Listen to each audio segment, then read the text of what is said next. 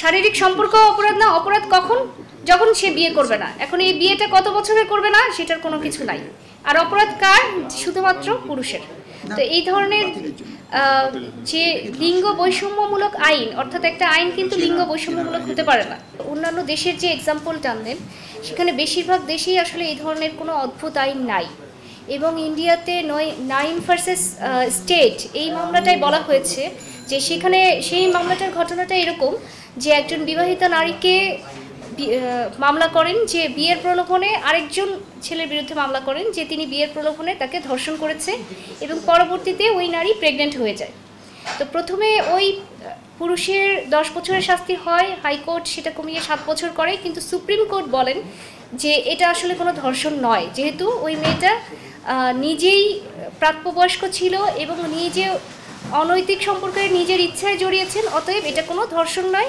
শুধুমাত্র ওই যে শিশুটা তার ভরণ পোষণের বিষয়ে আদালত আদেশ দেয়। তো এটা হচ্ছে আমাদের পার্শ্ববর্তী দেশের এক্সাম্পল। এবং আমাদের দেশে মনোয়ার ভার্সেস স্টেট, এটাতে হাইকোর্ট স্পষ্ট বলেছে 16 বছরের অধিক কোনো নারী যদি নিজের সম্মতিতে কোনো শারীরিক সম্পর্কে জড়ায় সেটাকে ধর্ষণ হিসেবে গণ্য হবে না। অর্থাৎ এখানে কিন্তু আমাদের আদালতেরও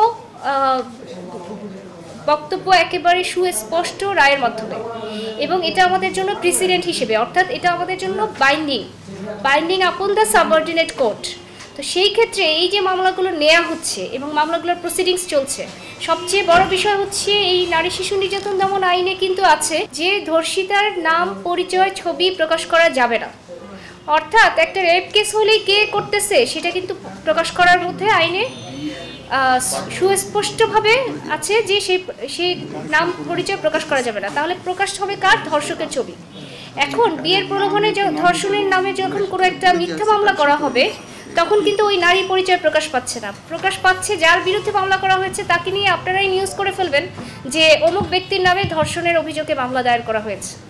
পরে সেই মামলার কি হবে হবে না সেটা তো পরের কথা, তার যে সোশ্যাল ট্রায়ালটা হয়ে গেল, মিডিয়া ট্রায়াল হয়ে গেল, তার যে ক্ষতিটা হয়ে গেল, সামাজিকভাবে সে জানলো, যে সবাই জানলো সে একটা রেপ কেসের আসামি, কিন্তু প্রকৃত অর্থে তো সে সেই রেপিস্ট না। যারা জোরপূর্বক ধর্ষণ করে নারীকে, শিশুকে, সে কি সেই ধর্ষক? অথচ যখন তার নামে সব জায়গায় এটা ছাপা হবে, তার ছবি সহ, যে এই লোকটা রেপ কেসের আসামি, পরে কি হবে হবে না সেটা তো 4 বছর পরের কথা। ট্রায়াল হলে, বিচার হয়ে তারপরে সে খালাস পাবে কি পাবে না পরের কথা। প্রথমে যে তার হয়রানিটা হলো, তার প্রথমে জামিন নিয়ে হয়রানি হবে, তারপরে সে বিভিন্ন জায়গায় দৌড়াবে, সামাজিকভাবে তার পিতামাতা অসম্মানিত হবে এবং সবাই বলবে যে তার ছেলে এই কাজ করছে। সেগুলি তো আসলে কখনোই পূরণ হওয়ার না। তাই আমরা এই ধরনের মামলার বিরুদ্ধে ভয়েস রেজ করতে চাই এবং আমরা বলতে চাই যে এই ধরনের মামলা যেন গ্রহণ করা না হয় কোনোভাবেই, যেহেতু এটা আসলে প্রকৃত অর্থে কোনো রেপ না।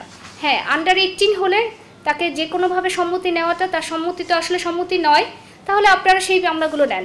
কিন্তু অ্যাবভ 18 সেই বিষয়ে আইন প্রণেতাদের সুস্পষ্টভাবে বক্তব্য থাকা উচিত ছিল। কিন্তু তারা যেটা করলেন, তারা বললেন যে হ্যাঁ সম্পর্ক থাকতে পারবে, তার আস্থাভাজন হলে তার সাথে প্রণয়ের সম্পর্ক থাকবে, যেই নতুন খসড়া আইনটা 2025 সালে, সেটাকে বলতেছি। কিন্তু সেটা কোনো অপরাধ না, শারীরিক সম্পর্ক অপরাধ না, অপরাধ কখন? যখন সে বিয়ে করবে না। এখন এই বিয়েটা কত বছরে করবে না সেটার কোনো কিছু নাই। আর অপরাধ কার? শুধুমাত্র পুরুষের। তো এই ধরনের যে লিঙ্গ বৈষম্যমূলক আইন, অর্থাৎ একটা আইন কিন্তু লিঙ্গ বৈষম্যমূলক হতে পারে না।